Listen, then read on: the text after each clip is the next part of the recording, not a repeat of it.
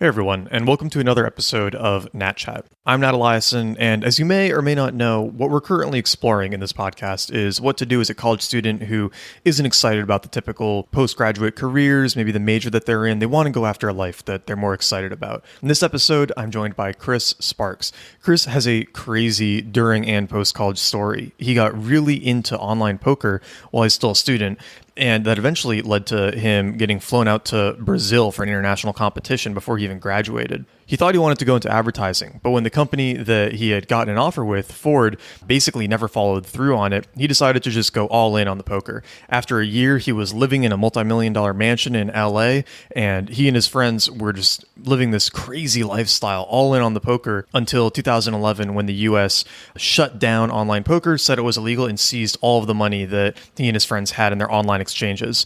He went to London, was traveling around Europe so that he could get back online and keep playing, and he eventually moved on into other more entrepreneurial projects. And now he actually works as a very high-end, high-profile productivity coach for entrepreneurs and other people who want to just get the most out of their work. So we split this interview really nicely between talking about his history with poker, how he got in it, how he became one of the top 20 players in the world, and then what he's doing now, helping people get the most output they possibly can from their days. So with no further ado, please welcome Chris to the show.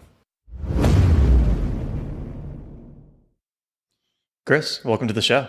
Yeah, cool. Thanks for having me. So we are hanging out in your beautiful apartment here in Brooklyn, and I'm really excited to do this episode today because when we met a month ago, it was obvious that you had a really interesting, fascinating, like fast-paced, cool story during and after college, and probably one that most people have not met somebody who went through. So I'm excited to dive into all of this more than we could when we met up in Alabama. And I thought we could start with why you won't go back to the UK. Oh man, diving right into it, aren't we? Yeah. Okay. Yeah. So with the minimal backstory, jumping right into it, online poker had gotten shut down in the United States in 2011. So I was a refugee. Majority of my net worth was seized by the government, and the future of my whole profession was pretty unclear.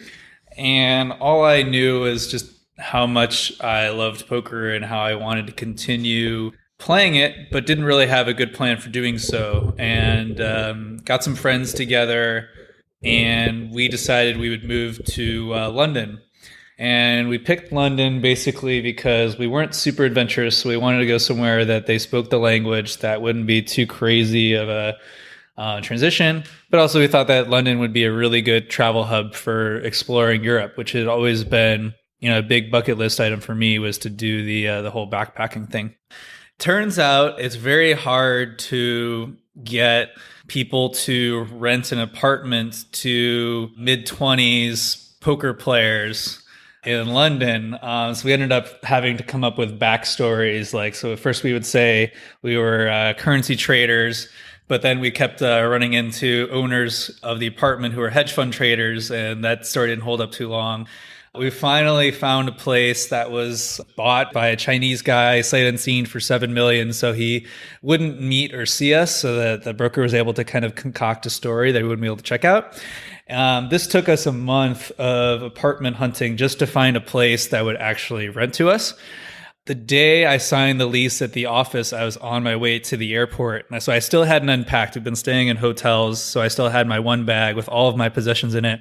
I was going to a tournament in Barcelona for the European Poker Tour. Tournament went pretty well. Cash games went really poorly afterwards. They were really, really good games, but I'd basically been playing for like 30 hours straight at the end of the tournament on my way to the airport back to London. So you can imagine how I looked at this point. And I landed at, I think it was Stansted Airport in London. And they said, hey, so what are you doing here in London? It's like, oh, I'm coming to live for a few months. They're like, how long? 5 months? I was like, so what are you going to do here? Live and play poker? What's your plan in London? I don't know. Probably go around and see stuff and eat things. Okay, we need to talk to you a bit more. Apparently poker is not recognized as a profession. They decide to go through my bag and they find large amounts of euros, resumes, family photos, winter clothes. This is the beginning of August. Does not look very good. UK has very strong asylum laws where apparently it's a very popular thing to go to the UK and work at a bar for cash and not leave because the way the laws are structured, once you're in, it's basically impossible for them to get you out. So they have very, very strict borders and they have a checklist of things that they're looking for.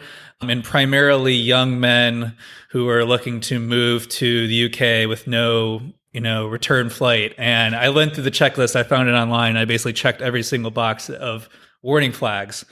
After 20 hours of questioning in the bowels of the airport, where there are multiple people in the room transcribing everything I said, playing good cop, bad cop, getting very aggressive, making me feel like a total criminal, I was told that I was unwelcome in the UK and that if I tried to return in the next year that I'd be arrested on site. I decided not to test that.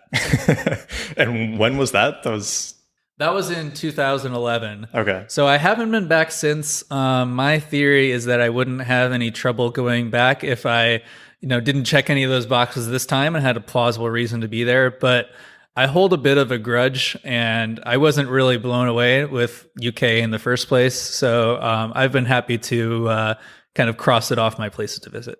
But you did end up getting to do some of that backpacking journey, right? Yeah. So they shipped me back to Barcelona. So I landed back in Barcelona with no plan. And I took kind of stock of my situation is, okay, I wanted to move to London to travel Europe a little bit. I mean, this is my opportunity. I mean, I have no responsibilities. I have all of my stuff. There's no real place I need to be at any point soon. So I just started kind of visiting friends around Europe and realized that my appetite for poker kind of waned when, faced with the opportunity to just wake up and go anywhere I wanted any day. And I just ended up doing that 3 months of hostel backpacking that I had always dreamed of. And yeah, getting introduced to new ways of life that I had no idea existed, that there were people who were living on like $15 or $20 a day who were some of the happiest people I'd ever met. And it really kind of threw a wrench into my whole model of the world. Yeah. How long did you end up traveling for? So that trip was for 3 months because the longest you can stay in the EU was for 3 months. I came back home for a bit and basically lost a year. I just kind of puttered around at home trying to figure out what my next moves were. Finally, I had the idea to move to a place that would force me to live at a higher level. So I made a spreadsheet of all the places I wanted to live someday and ranked them across 12 different attributes. And New York came up on top. I was trying to figure out, okay, all of my poker friends who I really respected and ambitious were doing big things. They were all getting into startups, starting companies. And I decided I want to be an entrepreneur. That seems like the cool thing to do. So New York came up top in my spreadsheet and I booked a flight to New York for the next week and showed up knowing 2 people who were college acquaintances of mine. I treated them to a steak dinner and somehow convinced them to move in with me and kind of introduce me around. And I proceeded to go to like 2 or 3 startup events a night for like 4 or 5 months to try to meet everyone in the startup scene and get a feel for the opportunities that are out there. I kind of stumbled upon doing Google Analytics consulting because it seemed like it was a common challenge that a lot of my startup founder friends were having and a kind of really high leverage way to help them out where I could spend an hour looking at a database and give them 3 recommendations for their business so they can go and interact. So I started doing Google Analytics consulting, first free for my friends in exchange for referrals to paid clients. And I built kind of like a small but business that supported my lifestyle in New York. They're doing that. But I felt my progress of growth was too slow. So I ended up going on full-time doing analytics with a fashion startup called The Cools, which was my first real exposure to how a startup worked from the inside, mostly learning the ways not to go about running a business, which is probably more valuable. I ended up moving up to running all of their marketing in about 4 or 5 months, mostly through default because everyone else was too expensive. Because of my luck playing poker, I was able to work for below market and thus be able to get by with below market skill. And that was kind of my 6-month MBA working there, learning the ins and outs of startups, wearing many hats. But the whole answering to a boss, being very junior where I was encouraged to not speak up and share ideas, to kind of stick to my little corner. Didn't really sit right with me. And I did what I had done before when I was stuck and couldn't figure out what else to do. I decided to travel. The impetus for this was a friend of mine was putting together a food and whiskey tour of Japan, nice. Which was 2.5 weeks long. And I did a quick mental calculation, and that with 2 weeks of vacation, I'd be unable to make this trip work. So I asked her for a sabbatical to go on the trip. And 3 days into the trip, I decided that I was not going to return on sabbatical, and I quit. So yeah, it was supposed to be just for like a month or two, and I ended up going for 2 years. Traveling around the world, visiting 50 countries, a lot of it on my own, but some traveling with or meeting up with friends. And yeah, I basically tried to cross everything in my bucket list in a couple of years and do all the things that I thought I wanted to do with my life, but never had the time. What were some of the big things that you managed to get to do in those 2 years of traveling? I think a big part of personal growth is doing things you didn't think you were capable of. So I would go on long multi-day hikes up a mountain. I would go to pretty remote villages that I had heard whispers about. My biggest thing was going to festivals. I think festivals are a great way to experience local culture, and people are always very friendly at festivals. So I found a list of the top 20 festivals in the world, and I kind of systematically started going to all of them. So the carnivals, the running of the bulls, that kind of stuff. Yeah, it was fantastic. I think the trip started to come to an end. I was sitting in Thailand, and I think I'd mentioned before that most of my money had been seized by the government. After 3 years of red tape and foot shuffling, the whole amount ended up as a lump sum into my checking account. So I'm staying in a little bungalow on the beach in Thailand, no next flight, just kind of beach bumming it. And I did a quick mental calculation that with the money that had hit my checking account that day, I could live on that beach like a king for the rest of my life. And it was for the first time that I kind of encountered this question of is this what I want out of life? Is this all there is? Because before that hadn't really been an option that I considered. And I thought about it as, okay, what if I had lived here on this beach for the rest of my life? How would I feel about my life? And I decided that maybe I would be happy, but I'd be very unsatisfied. That I thought that there's a lot more meaning and a lot more things I could do in the world. So I cut my trip short. I mean, as much as you can cut a 2 year trip 2 short. years, yeah. And I came back. I came back here to New York.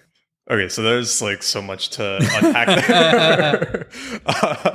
But I mean, it's such an amazing story. So let's go way back to everything that you did to end up in London and with the government taking all of your money and everything. Yeah. So obviously you were a very highly ranked professional, mostly online, correct? Poker player. Mm-hmm. I think you were top 20 in the world. Yep, at my peak. Yeah.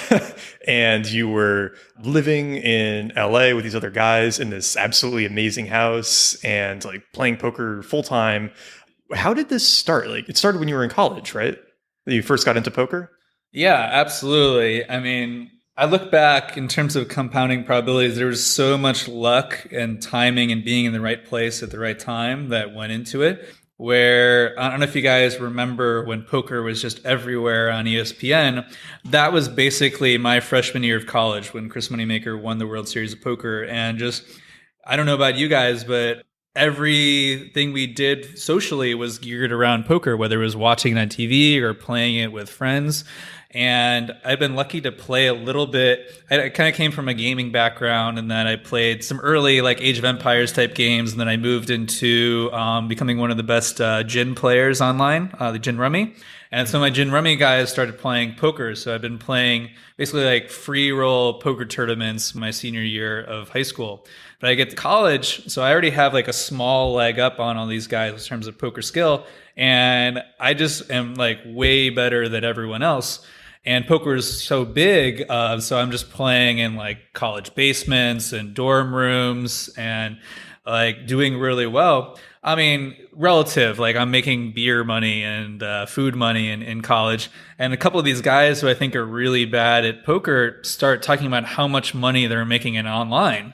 So I said, okay, I'm going to start checking this out.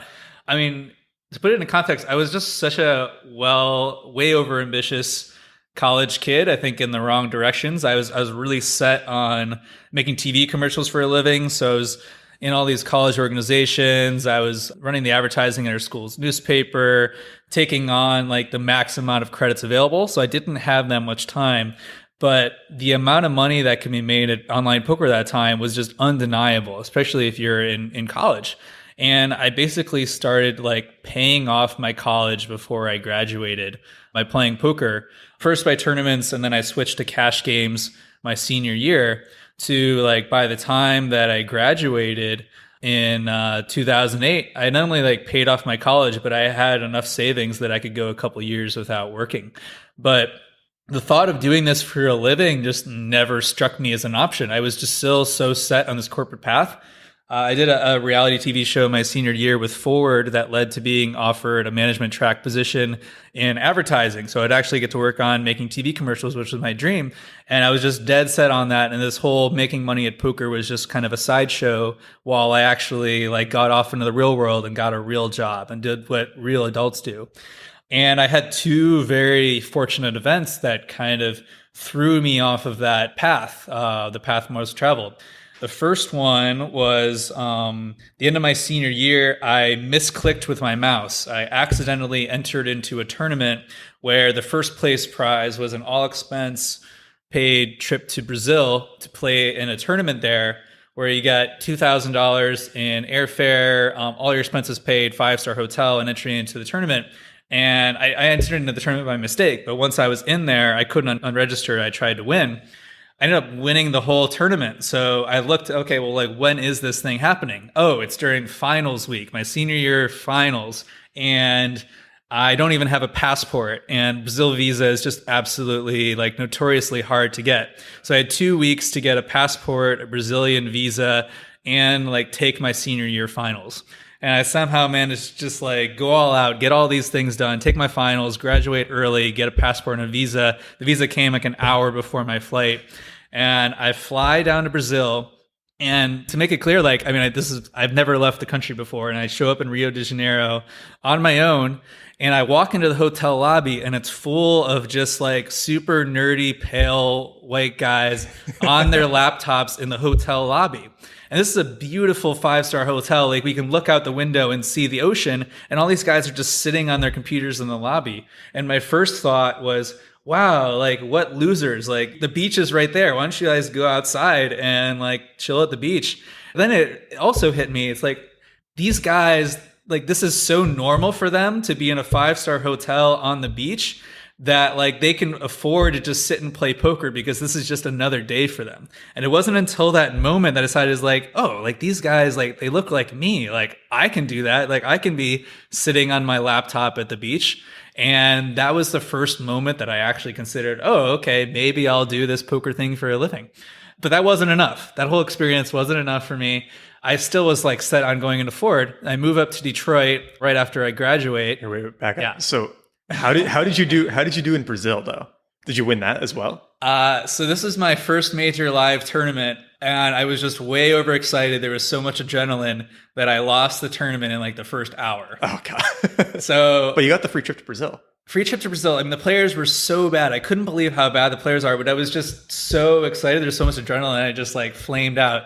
But I mean, yeah, the nice thing about playing a tournament in Brazil is you lose the tournament and you're still in Brazil. Yeah, you get to go hang out on the beach for the rest of it. Yeah, I had basically eating like only chicken finger. I was only on a chicken finger diet, and I got dared by one of my new friends to hang glide off of Sugarloaf Mountain. I was terribly afraid of heights, and I was like, okay, like all these new friends are looking at me. I have to do this.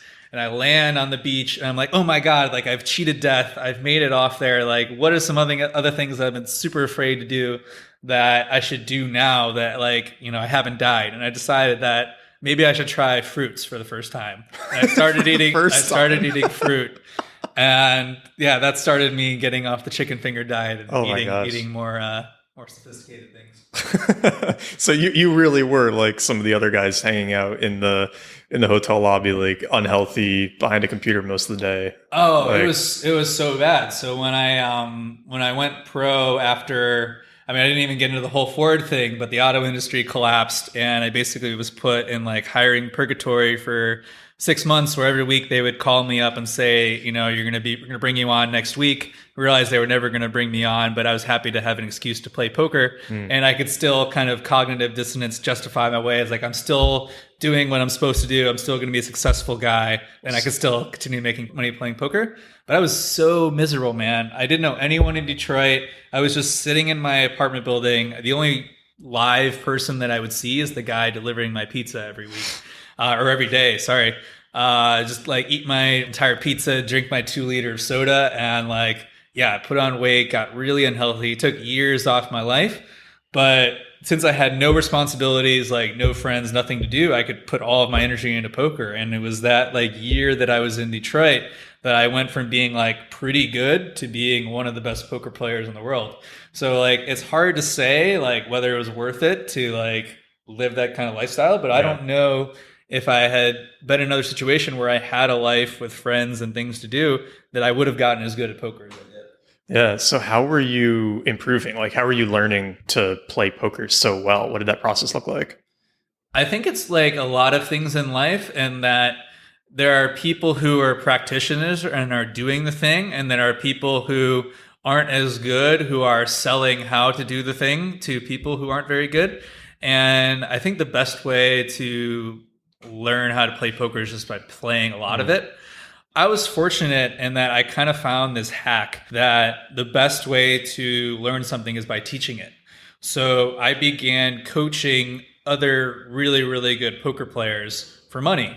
And the hidden benefit of this is they were almost as good as I was. And it was like a opportunity to see what are all the other best players in the world doing, and adopting some of those things and making what I did so concrete and accessible that it became second nature to me. It was, I knew how to play like the back of my hand. It was so instinctual.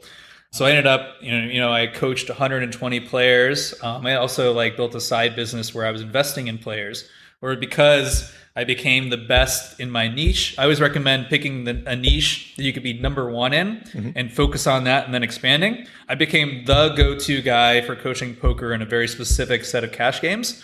I was able to basically not only learn from them, but have a piece of all of their actions. So if anybody in these games won, I profited. So yeah, through that, I think that was my biggest secret, was I had access to what all the other poker players were doing. So I basically kind of became like an X-Man mutant, where I could adopt all of the best parts of everyone else's game.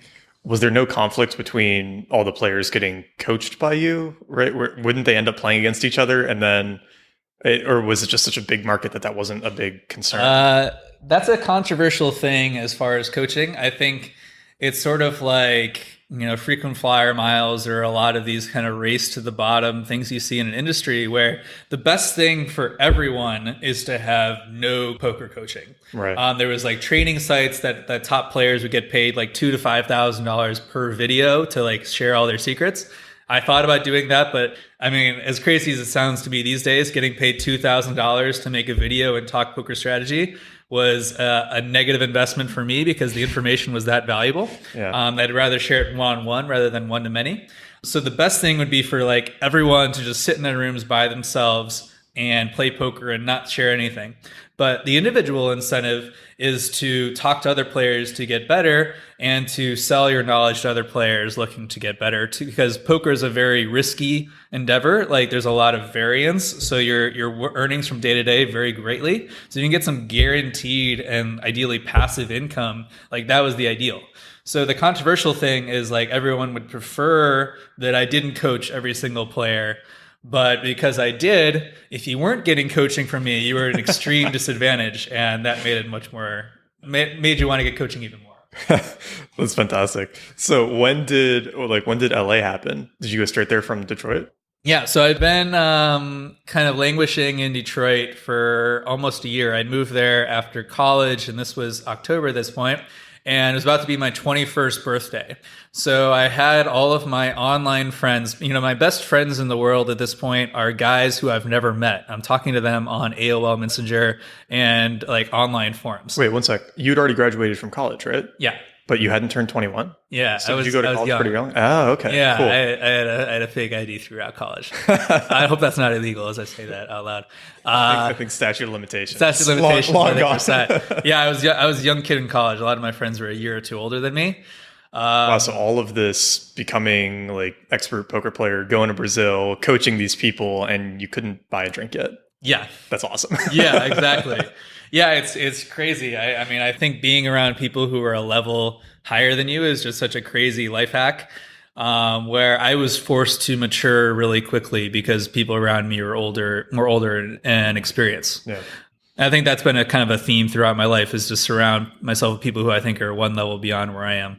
What was I getting at the whole thing? Moving out to LA. So I got my 15 closest online poker friends all together to Vegas, and we rented a set of suites and just balled out for the weekend. Like, got multiple bottle services, all the 5-star restaurants, absurd amounts of very large betting.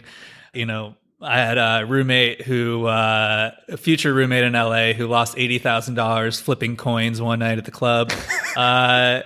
Just betting on successive coin flips? Betting thousands of dollars on, like, you know, I can make this 3-pointer, that kind of stuff. Oh, gosh. Really absurd stories there. I mean, the craziest one I ever did was I tried to walk down the Las Vegas Strip in women's high heels for $5,000, and I could not do it. But I did get 3 phone numbers. Nice.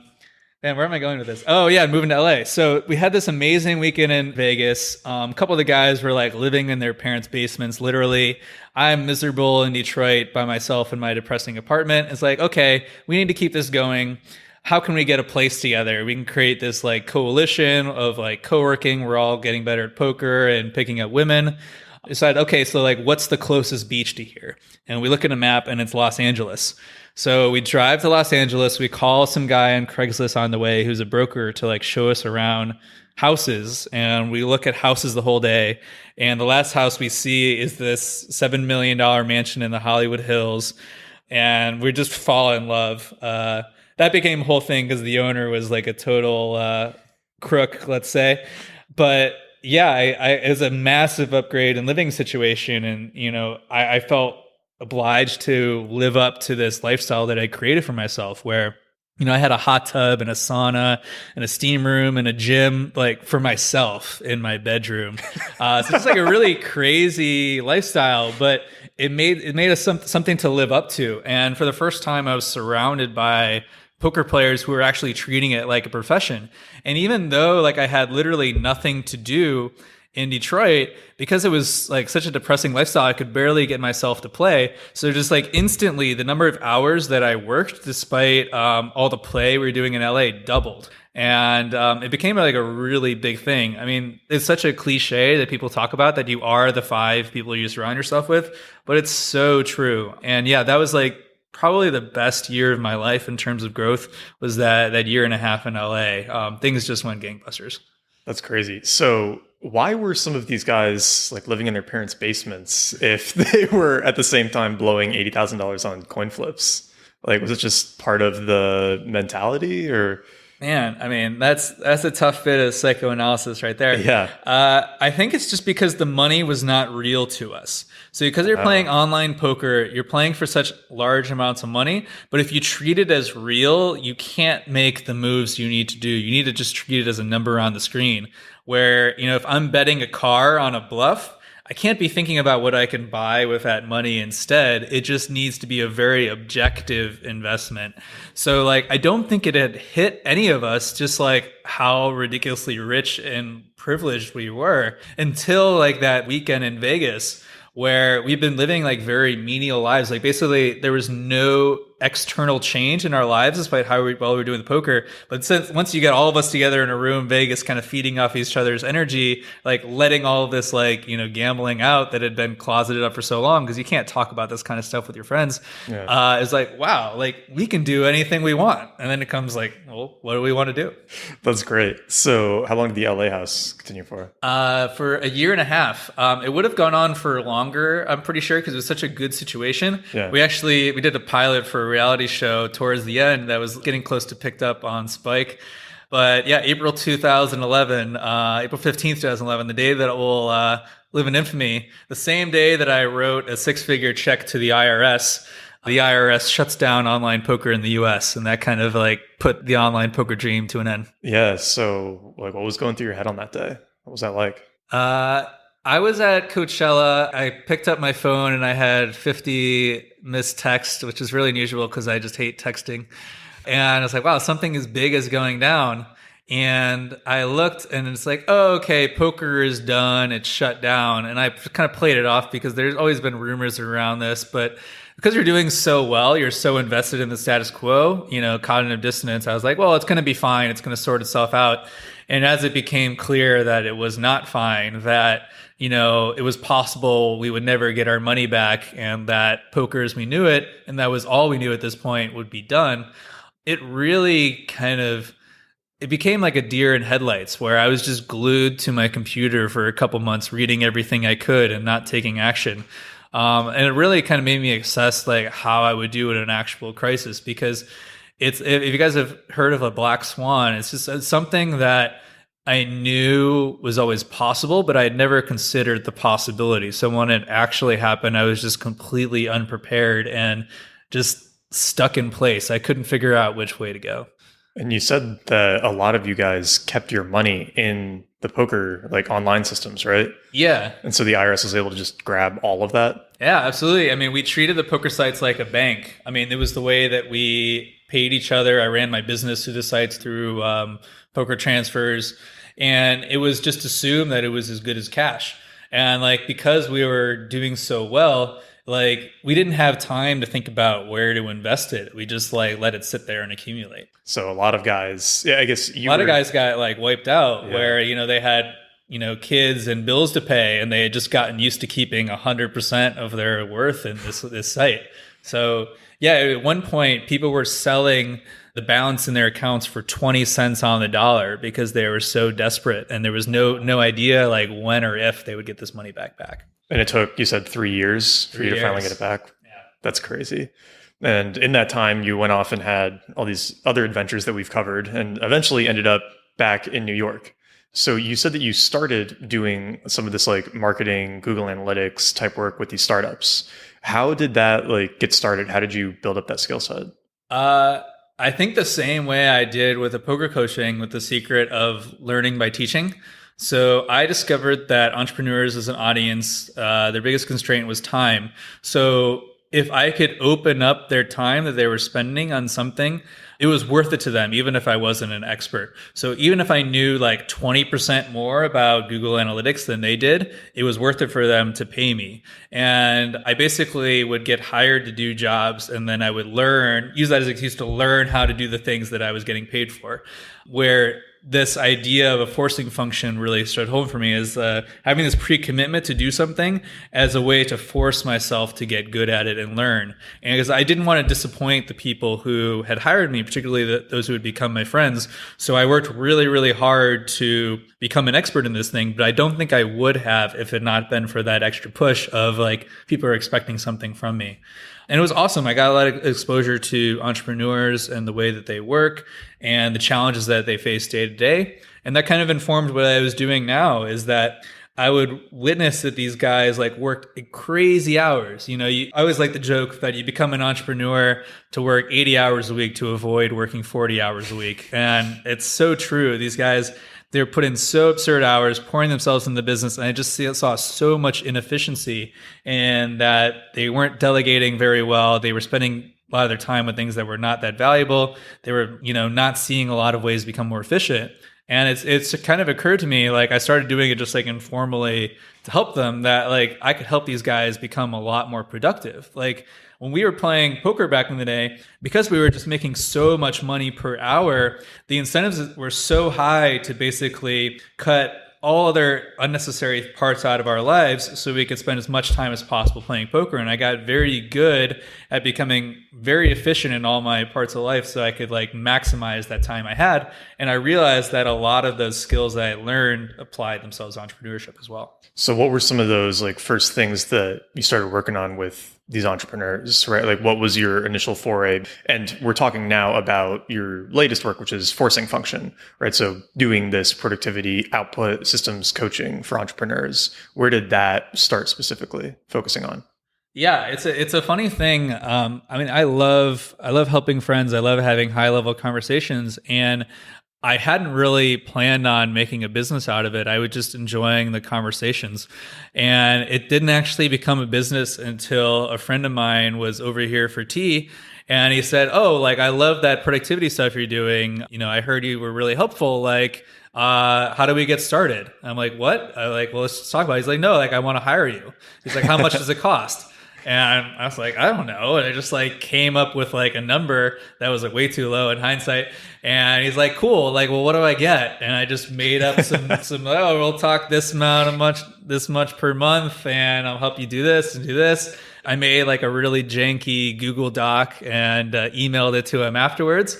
And like, I was in business. I had my first client.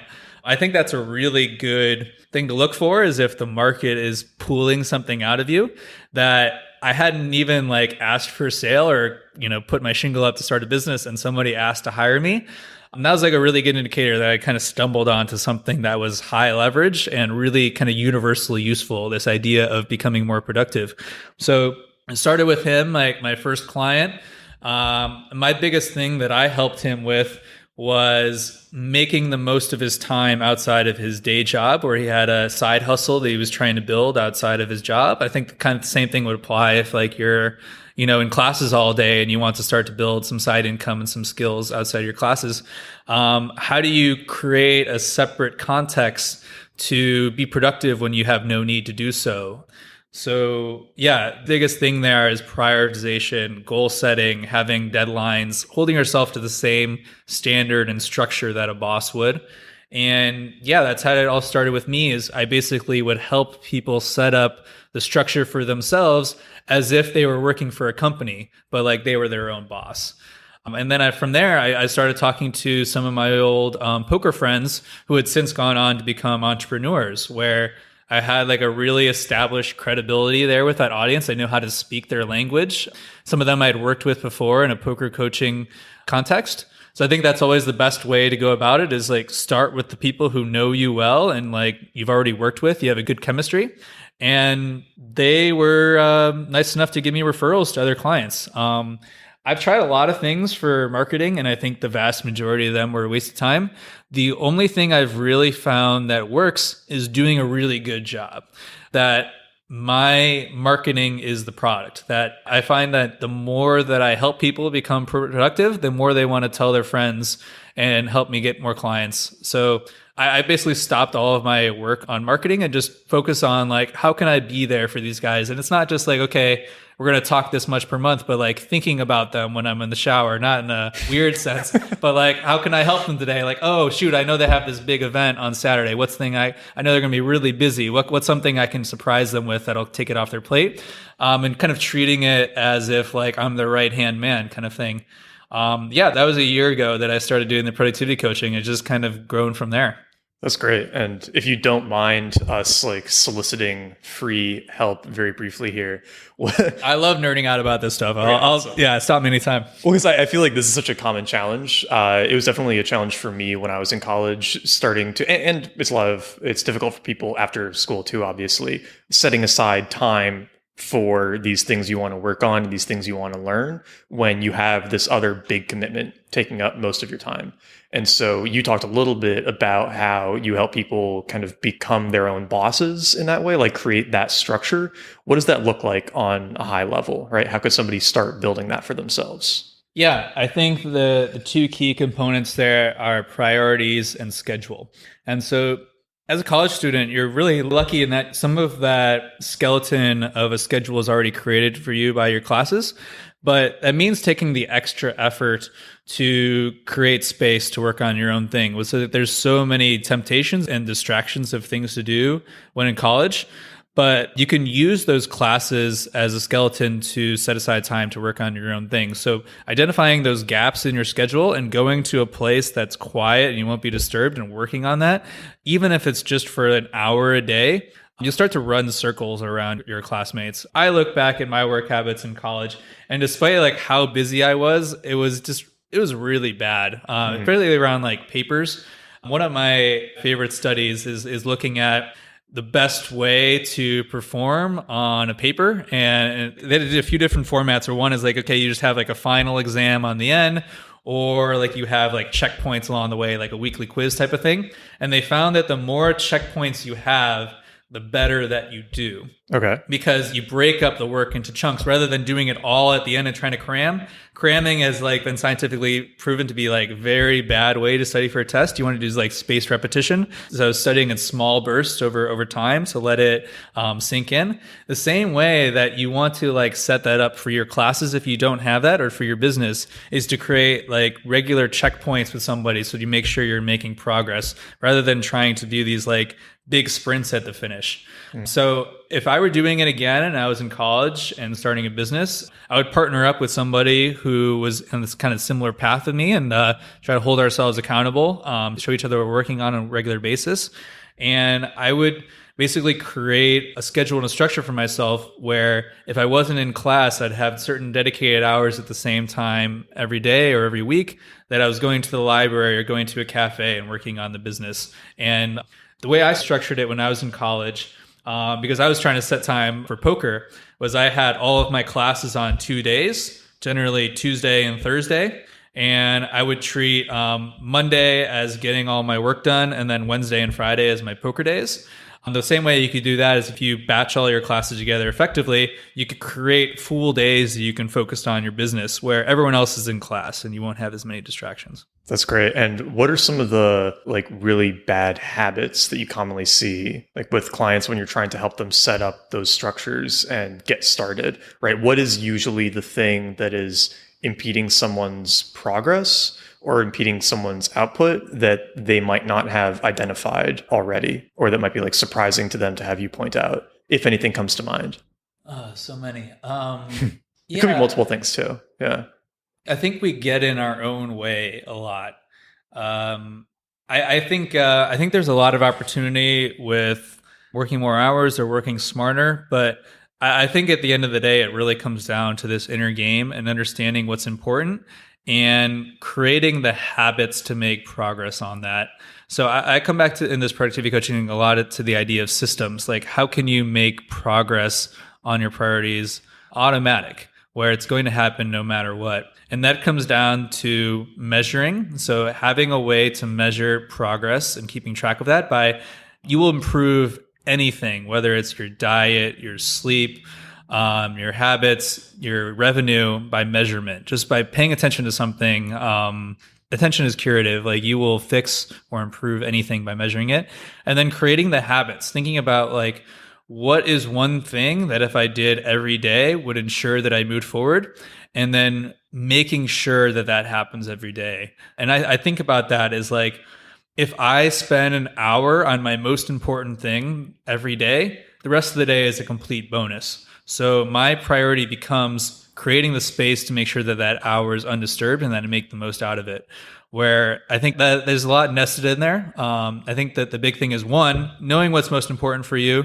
Two, like treating it like a priority, that it becomes like the most important thing for you, that you create the space.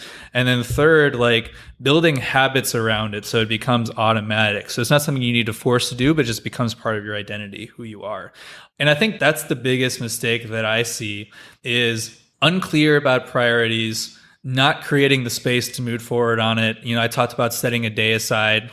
And then third, like relying too much on motivation and willpower rather than systems and habits, where we have this culture in the US, you know, you look at like, you know, weightlifter types or motivational speakers where like, just do it. Like all you're missing is like, it's like, suck it up and get to the gym, or like, oh, this is not important to you. Like, why aren't you doing it? And I think it's really insidious on our society. I think that true success comes from small improvements every day. So putting that system in place, that like checking to see how you're doing, paying attention to reality, and then making sure that you're doing slightly better every day. A 1% improvement every day is a 3,000% improvement in a year. Don't underestimate the power of just like small bits of progress every day. I think that's the biggest thing I see. Yeah. What is your personal, like, daily, weekly, or larger scale, like, routine look like? Or maybe not routine, but like your system for reflection and making sure that you're focusing on these things and improving those systems instead of just responding to the latest thing that's come across your desk inbox computer. Oh, there's so much there. I think I come back to feedback loops a lot. Feedback loop is taking in feedback. How did I do? And then implementing that. And the tighter I can make those, the more often that I'm checking with myself on how I'm doing, the faster that I'll grow. So I'm trying to create the habit of reviewing my measurements, reviewing how I'm doing, whether that's objectively or subjectively through journaling, and implementing things that I can do better for next time. That no setback is a setback, it's a lesson, right? It's an opportunity to improve. And the way I do that is through daily and weekly reviews. And what I'm trying to do is be a little bit less myopic in what I do, and that the temptation is to put out the fires constantly. That like we're getting with, especially with social media and messaging, like we're so used to just getting all of our time spent on other people's priorities rather than our own.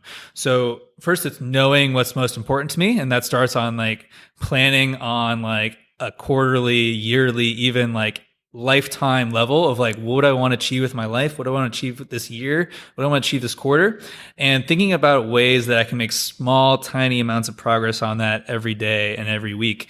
And it's just like breaking down those like giant projects into like the smallest possible steps and thinking about like, what's the very next thing that I can do to make progress on that? So like every week I sit down for like a half hour and think, okay, what would make this week successful? Like, let's like time travel a week ahead of time, like predict the future.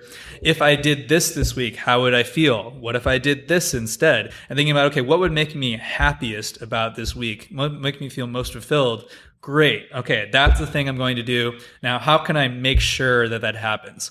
I treat everything like a habit. So the things that I want to do, how can I make them easier? How can I reduce friction towards them? How can I make them the more natural thing to do? The things that I don't want to do that are distractions, and that could be like the second most thing I want to do, the third most thing I want to do. Those become like, how can I make those harder to do? How can I make them less accessible? So like if I was in college, I'd be like, okay, what are all of the distractions? Okay, well, Thursday night, all the guys are going to want to like do a keg race. I don't, man, I'm so out of touch. Like case race, like all that kind of stuff. It's like, all right, well, how am I going to feel on Friday, which is my day to work in my business, if I drink 24 beers? Probably not so good. So, okay, so how can I create a constraint around that so I set myself up for success to move my goal forward on Friday?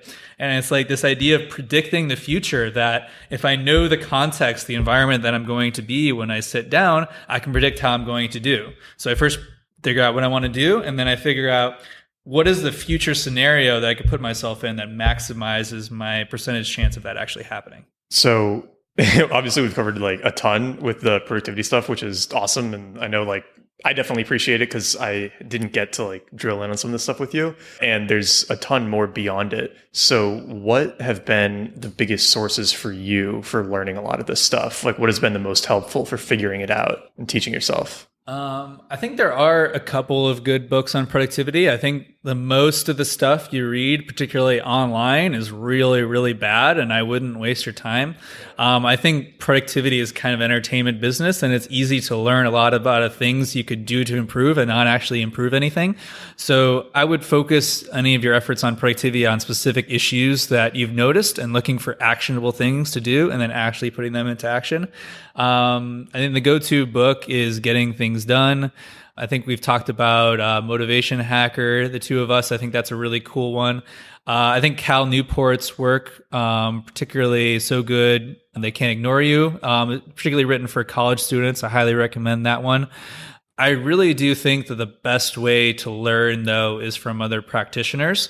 So I've picked up the most by talking to other people who I respect and get a lot done, and kind of shadowing them in a way. Like seeing the things that they take for granted that they find very obvious that aren't really that obvious, and saying, oh, that's interesting. Why do you do that? Oh, okay, that's a really cool thing that you're doing. Maybe I should adopt that as well.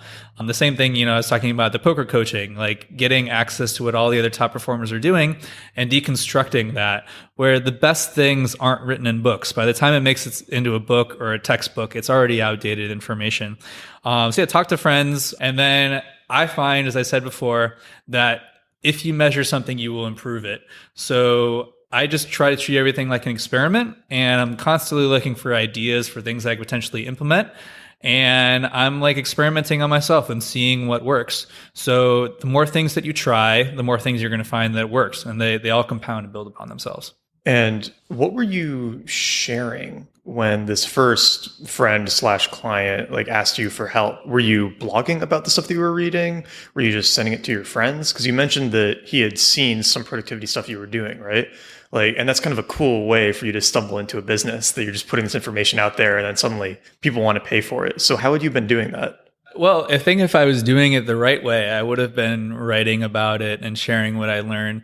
I think about a lot now is how can I convert all of my consumption into production, sharing my work in a way. So anything that I'm learning, not being selfish with it, sharing the goal that anything that I find really useful, others are going to find useful as well, and trying to be less perfectionistic about how I share that. At the time, it was just like having conversations with friends, and I was lucky enough to have good social capital and proof points available with them, where I wasn't really signing anybody in the early going who didn't know me personally, because there was no way for them to be exposed to me, and there was no proof that I could do what I said I could do. So that's another big recommendation that I'd have for college students as far as learning from my own mistakes in hindsight, is as early as you can, starting to build a portfolio around what you're doing, and whatever that is. So just putting work out there that people can find you, that I think success really comes down to two dimensions. It's one, having proof that you can do what you say you can do. That's the portfolio. That could be blogging, it could be sharing your photos, that could be case studies if you're doing work for a client. And then two, it's being top of mind. So writing, blogging, talking to friends, being active on social media in the right way, all those things help you be top of mind, that you're very referable. And I think when those two factors combine, and there's some activities like writing and blogging that achieve both, success becomes very downhill. And it's a very good place to be, as I said before, that people are coming to you, that you can kind of have your option of opportunities rather than having to go out there and find them for yourself. So yeah, I mean, the best time to start writing is yesterday. I finally started writing a book earlier this year, and I've been putting that out on my Medium page. But man, it's like something I wish I had been doing for years. And I let my fear kind of run the day, that I was worried that what people would think, that they wouldn't like it, that it wouldn't be up to my usual standards. And like, fuck all that. Sorry about the swearing, but fuck it. No one's really paying that much attention. And if anyone finds it useful, it's selfish to not share it. So yeah, do that today if you can. I think there's also that myth that a lot of people hold in their head. I definitely did for a while too, which is that you're never quite good enough to put the ideas out there. But it's really something about that explanation and sharing process that, like you've said a few times now, actually clarifies the ideas in your head and like helps you figure out more about it. And then you have to go out and do research, and you're learning more about it and connecting these ideas. I know we were talking about this a bit before too, that part of why you like doing these podcasts is that even that is like a good way to clarify your own thinking. Man, that's such a great point, Nat. Yeah, I think you said it much better than I could. I'm always thinking about opportunities to force myself to expand my capabilities. So I find that with my writing, I'm discovering it along with the reader, that I know it much better through the process of writing, that it exposes gaps in my thinking and kind of leads me to do more research or combination of ideas that I wouldn't have done otherwise, that it's the forcing function to level up in a way. And yeah, I recommend anyone, like, the biggest thing you can do, particularly in college, where you will never have as much serendipity and exposure to people from all over who have all this free time and opportunity to do things, is to like work on projects together, do things that scare you, take advantage of the massive amount of resources at your school you're already paying for, and take on opportunities to like expand your skill set through projects and activities.